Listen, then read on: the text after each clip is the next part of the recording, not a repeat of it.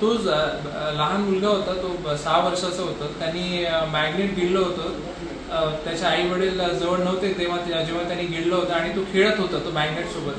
तर नेमकं तो जेव्हा आला तेव्हा तो जेवण करून आला होता. त्यांनी 2-2.5 तास पूर्वीच जेवण केलं होतं. त्याच्यामुळे आम्हाला सुगणी देता येत नव्हतं आणि आम्ही सुगणी न देता ते आम्ही एंडोस्कोपीद्वारा ते मॅग्नेट बाहेर काढलं. आणि मॅग्नेट जे आहे ते आम्ही दुर्बीणद्वारे जेव्हा काढलं तेव्हाही त्याला काही त्रास नाही झाला आणि काढल्यानंतरही काही त्रास नाही झाला. आणि ते नेमकं 1.5 ते 2 मिनिटांमध्ये आम्ही ते मॅग्नेट दुर्बीणद्वारे बाहेर काढलं.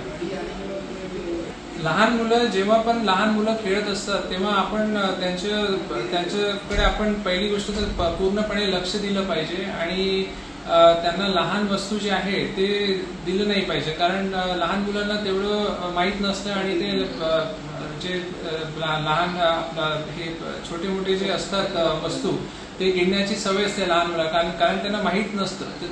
तर आई वडिलांनी किंवा घरचे जे लोक आहेत त्यांनी काळजी घेतली पाहिजे की जे काही छोटे छोटे वस्तू आहे जे लहान मुलं गिळू शकतात त्याच्यातून त्यांना दूर ठेवलं पाहिजे. कारण त्याच्यामुळेच हे सगळे प्रॉब्लेम्स येतात आणि मग पुढे जाऊन ते जर कुठे आतडीमध्ये किंवा कुठे मोठ्या आतडीमध्ये म्हणा किंवा लहान आतडीमध्ये जाऊन अटकलं तर मग काय आपल्याला सर्जरी करावी लागते, मोठी सर्जरी करून काढावी लागते. यावेळेस आम्ही काहीच केलं नाही सर्जरी, आम्ही नुसतं दुर्बीणद्वारे सुगणी न देता काढून टाकली आहे. पण नेहमी असं पॉसिबल होत नाही कारण पुढे जाऊन कधी कधी कॉम्प्लिकेशन्सही होतात याच्यामध्ये.